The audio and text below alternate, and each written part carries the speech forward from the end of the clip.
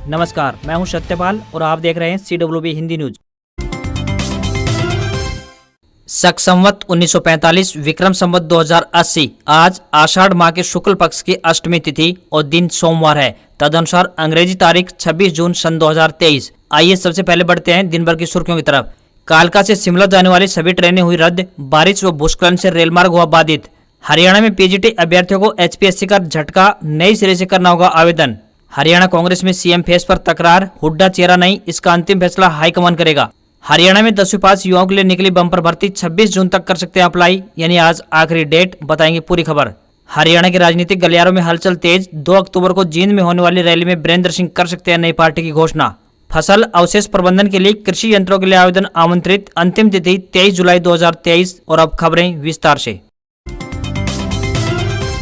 हरियाणा में आज यानी सोमवार को 5 से 6 जिलों में भारी बारिश और 40 से 50 किलोमीटर प्रति घंटे की रफ्तार से तेज हवाएं चलने की संभावना जताई जा रही है। मौसम विभाग के अनुसार दक्षिण पश्चिम मानसून 25 जून को हरियाणा के कुछ और हिस्सों में आगे बढ़ गया है। अगले 2 दिनों के दौरान मानसून के आगे बढ़ने के लिए परिस्थितियां बड़ी अनुकूल हैं। मौसम विभाग ने किसानों और आमजन के लिए एडवाइजरी भी जारी की है। आज यानी 26 जून को अम्बाला, यमुनानगर, करनाल, सोनीपत व पानीपत में सोमवार यानी आज भारी बारिश का असर जताए जा रहे हैं। यहाँ गरज व चमक के साथ हवा की गति 40 से 50 किलोमीटर प्रति घंटे की रह सकती है। वहीं जींद, महेंद्रगढ़, रेवाड़ी, गुरुग्राम, नूंह, पलवल, फरीदाबाद व रोहतक में गरज व चमक के साथ हल्की से मध्यम बारिश की संभावना जताई जा रही है। प्रदेश में 28 जून तक बारिश की गतिविधियों का आकलन किया गया है। किसानों को सलाह दी जाती है कि फसल में सिंचाई या उर्वरक या फिर कीटनाशक का प्रयोग रोक दें। वहीं आम लोगों को भी कहा गया है कि वह गरज व चमक के दौरान बाहर जाने से बचें। साथ ही गरज व चमक के दौरान पेड़ों के नीचे शरण न लें और तालाब व जोड़ के पास भी जाने से बचें। हरियाणा में प्री मानसून ने दस्तक दे दी है। 20 जिलों में जमकर बादल बरसे हैं। 5 जिलों में तो 9 घंटे तक बारिश हुई है। बिजली गिरने से सोनीपत के गन्नौर रेलवे स्टेशन के सभी सर्वर सिस्टम ठप हो गए। सिग्नल सिस्टम भी काम नहीं कर रहा है, जिसके कारण कई एक्सप्रेस ट्रेनों का आवागमन बाधित रहा। वहीं दिल्ली और अंबाला रूट पर जाने वाली ट्रेन देरी से गंतव्य की ओर रवाना हुई। वहीं गोहाना में पानी भरने से प्रदेश स्तरीय महाराज दक्ष प्रजापति जयंती समारोह भी स्थगित करना पड़ा। इसमें deputy CM Dushyant Chautala chief guest थे। वहीं झज्जर में बारिश से सड़कें जलमग्न हो गई है। रिपोर्ट के मुताबिक अब तक गन्नौर में सबसे ज्यादा यानी 111 mm पानी गिरा है। इसके अलावा खरखोदा में 72, खानपुर कला में 70, सोनीपत में 60, गोहाना में 57 और राई में 32 mm बारिश दर्ज की गई है। वहीं कालका शिमला रेल ट्रैक पर चलने वाली सभी ट्रेनें रद्द कर दी गई हैं। भूस्खलन और पेड़ गिरने के चलते ट्रैक बाधित हुआ है। चंडीगढ़ मौसम विभाग ने अगले 4 दिनों तक लगातार बारिश की चेतावनी जारी की है। आम आदमी पार्टी के सीनियर वाइस प्रेसिडेंट अनुराग ढांडा रविवार को हिसार के उकलाना में पहुंचे। मीडिया से बातचीत करते हुए अनुराग ढांडा ने पूर्व सीएम भूपेंद्र सिंह हुड्डा व भाजपा के साथ सांठगांठ के आरोप लगाए हैं। ढांडा ने कहा कि संगठन का पहला दौर हम पार कर चुके हैं। वहीं 1150 पदाधिकारियों का एक मजबूत संगठन घोषित भी कर चुके हैं, वो भी बिना किसी शोर शराबे के और झगड़े के। ढांडा ने कहा कि कांग्रेस पार्टी एकमत नहीं होगी। कल हरियाणा प्रभारी के समक्ष किरण चौधरी ने भरी सभा में सबकी पोल पट्टी खोल दी थी। कुमारी शैलजा को मीटिंग छोड़कर बीच में जाना पड़ा। नारेबाजी हुई और जूते चप्पल चलने की नौबत आ गई। तो बताइए कांग्रेसी टिकट पर एकमत कैसे हो जाएंगे? पार्टी नेता कार्यकर्ताओं को बेवकूफ बना रहे हैं। भारतीय कुश्ती संघ यानी WFI के पूर्व अध्यक्ष ब्रजभूषण शरण सिंह के खिलाफ प्रदर्शन करने वाले पहलवानों व योगेश्वर दत्त के बीच जुबानी जंग तेज हो गई है। योगेश्वर के बयान के बाद विनेश फोगाट ने ट्वीट किया, जिसमें उन्होंने ट्रायल को आगे बढ़ाने के लिए खेल मंत्री को लिखी चिट्ठी शेयर की। विनेश ने लिखा कि हम आंदोलित पहलवानों ने ट्रायल्स को सिर्फ आगे बढ़ाने के लिए चिट्ठी लिखी थी, क्योंकि पिछले 6 महीने से आंदोलन में शामिल होने के कारण हम प्रैक्टिस नहीं कर पाए। इस मामले की गंभीरता को हम समझते हैं, इसलिए चिट्ठी आपसे साझा कर रहे हैं। दुश्मन पहलवानों की एकता में सेंध लगाना चाहते हैं, उसे कामयाब नहीं होने दें। विनेश फोगाट ने कहा कि आप अपने गुरु ब्रजभूषण को बचाने के लिए हमारे खिलाफ षड्यंत्र रच रहे हो, हम उसे कामयाब नहीं होने देंगे। कुश्ती जगत में सभी छोटे बड़ों को पता है कि ब्रजभूषण किस प्रकार का आदमी है, यह आपको भी पता है, फिर भी ब्रजभूषण को बचाने में लगे हुए हो। आपको यहाँ पर बताते चले कि गुवाहाटी हाईकोर्ट ने रविवार को भारतीय कुश्ती महासंघ यानी WFI के चुनाव पर रोक लगा दी है। चुनाव 11 जुलाई को होने थे। यह फैसला असम कुश्ती महासंघ की याचिका पर आया है। इसमें WFI चुनाव पर रोक लगाने की मांग की गई थी। हरियाणा के झज्जर जिले के गांव बेरी में संत कबीर की 626वीं जयंती के कार्यक्रम में राज्य मंत्री अनूप सिंह धानक शिरकत करने पहुंचे। पत्रकारों से बातचीत करते हुए राज्य मंत्री अनूप सिंह धानक ने कहा कि संत महापुरुष कभी भी एक जाति और धर्म के नहीं होते, बल्कि संत और महापुरुष 36 बिरादरी और सभी धर्मों के होते हैं। राज्य मंत्री ने युवाओं से अपील की और कहा कि युवा पीढ़ी संत कबीर की शिक्षाओं को जीवन में उतारकर देश और प्रदेश के विकास में अपना योगदान दे। वहीं राज्य मंत्री अनूप सिंह धानक ने दीपेंद्र हुड्डा के भ्रष्टाचार के समझौते वाले बयान पर भी पलटवार किया है। उन्होंने कहा कि सबको पता है हरियाणा में 10 साल भूपेंद्र सिंह हुड्डा की सरकार थी। दीपेंद्र हुड्डा बताया कि 10 साल में कितने घोटाले हरियाणा में किए और सीएलयू के नाम पर कितने घोटाले हुए हैं। यह सबको पता है कि हरियाणा में गठबंधन सरकार अच्छा काम कर रही है। वहीं लोकसभा चुनाव 2024 गठबंधन में लड़ने के सवाल पर भी राज्य मंत्री अनूप सिंह धानक बोले कि दोनों पार्टियां लोकसभा चुनाव की तैयारियां कर रही है। अगर चुनाव को लेकर गठबंधन हुआ तो साथ मिलकर चुनाव लड़ेंगे और गठबंधन नहीं हुआ तो अलग अलग चुनाव लड़ेंगे। हरियाणा लोक सेवा आयोग यानी एचपीएससी ने पीजीटी के 46,000 अभ्यर्थियों को बड़ा झटका दिया है। एचपीएससी ने नया शेड्यूल जारी किया है। इसके तहत अब सभी पीजीटी आवेदकों को नए सिरे से आवेदन करना होगा। इस बार एग्जाम 2 चरणों में होगा। पहले चरण की बात करें तो 100 नंबर का स्क्रीनिंग टेस्ट होगा और सेकंड फेज में 150 नंबरों का सब्जेक्टिव एग्जाम आयोजित किया जाएगा। विवादों से बचने के लिए एचपीएससी हर पद और कैटेगरी के लिए अलग अलग विज्ञापन जारी करेगा। यह फैसला आयोग ने इसलिए किया है कि यदि कोई अभ्यर्थी पंजाब एंड हरियाणा हाईकोर्ट जाता है तो पूरी भर्ती पर रोक न लग सके। नए शेड्यूल के अनुसार बात करें तो 4,476 पदों के लिए आवेदन प्रक्रिया 28 जून से शुरू होगी। आवेदन की अंतिम तिथि 18 जुलाई तय की गई है। कुल पदों में मेवात कैडर में 19 विषयों के 613 पद हैं और बाकी हरियाणा कैडर के लिए 8 विषयों में 3,863 पद शामिल किए गए हैं। हरियाणा कांग्रेस के चंडीगढ़ में पार्टी प्रभारी दीपक बाबरिया की अध्यक्षता में अहम बैठक हुई। पहले दिन बाबरिया ने सभी विधायकों और नेताओं के साथ 1-to-1 चर्चा की है। इस दौरान बाबरिया ने हरियाणा कांग्रेस में सीएम फेस को लेकर भी स्थिति स्पष्ट कर दी है। उन्होंने बीजेपी की स्ट्रेटेजी को लेकर कहा कि भाजपा कौन सी स्ट्रेटेजी से भूपेंद्र सिंह हुड्डा को टारगेट कर रही है मैं नहीं जानता। शायद उनको लगता है कि हुड्डा कांग्रेस का चेहरा है, लेकिन इसका अंतिम फैसला तो हाईकमान करेगा। हरियाणा कांग्रेस की अहम बैठक के पहले दिन पार्टी के नए प्रभारी दीपक बाबरिया के सामने खूब हंगामा हुआ। पार्टी के नेता एक दूसरे के खिलाफ नारेबाजी करते हुए दिखाई दिए। इस दौरान पार्टी के पूर्व प्रदेश अध्यक्ष और छत्तीसगढ़ की प्रभारी कुमारी शैलजा बीच में बैठक से निकल गई। समर्थकों ने उनके नाम के भावी सीएम के नारे भी लगाए। हालांकि कुमारी शैलजा ने कहा कि यहाँ तो सभी नेता सीएम हैं, यह कोई बड़ी बात नहीं है। उन्होंने बताया कि उनका कार्यक्रम पहले से तय था, कुछ जरूरी काम है इसलिए उन्हें जाना पड़ रहा है। दीपक बाबरिया अपनी नई जिम्मेदारी मिलने के बाद हरियाणा कांग्रेस के अध्यक्ष चौधरी उदयभान और पूर्व सीएम भूपेंद्र सिंह हुड्डा से दिल्ली में मुलाकात कर चुके हैं। बाबरिया की गिनती कांग्रेस नेता राहुल गांधी के करीबियों में मानी जाती है। पार्टी को एकजुट करना उनके लिए बड़ी जिम्मेदारी होगी। ऐसा इसलिए क्योंकि पिछले 10 सालों में हरियाणा कांग्रेस को आधा दर्जन से अधिक प्रभारी मिल चुके हैं, लेकिन कोई न तो टिक कर काम कर पाया है और नए संगठन को खड़ा कर पाया है। कांग्रेस नेताओं की आपसी गुटबाजी और खींचतान इसकी बड़ी वजह मानी जा रही है। हरियाणा में कांग्रेस 4 गुटों में बटी हुई है। सबसे मजबूत और प्रभावी गुट पूर्व मुख्यमंत्री भूपेंद्र सिंह हुड्डा का है, जिनके साथ अधिकतर विधायक हर समय खड़े हुए नजर आते हैं।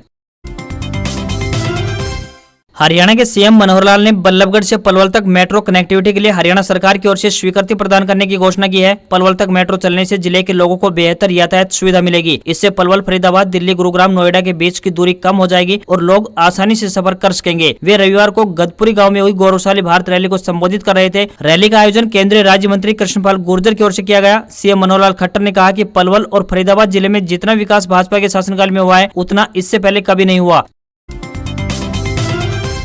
जुलाई महीने में शुरू होने जा रही अमरनाथ यात्रा को जाने वाले यात्रियों के लिए रेलवे की ओर से चलाई गई 4 समर स्पेशल ट्रेनें अब 31 जुलाई तक चलेंगी। पहले ये ट्रेनें 30 जून तक चलाई जानी थी। इन ट्रेनों का जुलाई में संचालन होने पर यात्री को टिकट आरक्षित कराने में परेशानी नहीं होगी। अमरनाथ यात्रा शुरू होते ही ट्रेनों में यात्रियों की संख्या बढ़ जाती है। ऐसे में यात्रियों को ट्रेनों में अच्छी सुविधाएं मिले, इसके लिए रेलवे ने समर स्पेशल ट्रेन का विस्तार 31 जुलाई तक कर दिया है। यात्री अब नई दिल्ली, सोनीपत, पानीपत व करनाल, कुरुक्षेत्र से होते हुए जम्मू, उधमपुर तक व कटरा तक आराम से पहुँच सकते हैं। इससे यात्रियों को आसानी होगी, व बाबा भोलेनाथ के दर्शन कर सकेंगे। अमरनाथ यात्रा अगले माह यानी 1 जुलाई से आरंभ होने जा रही है।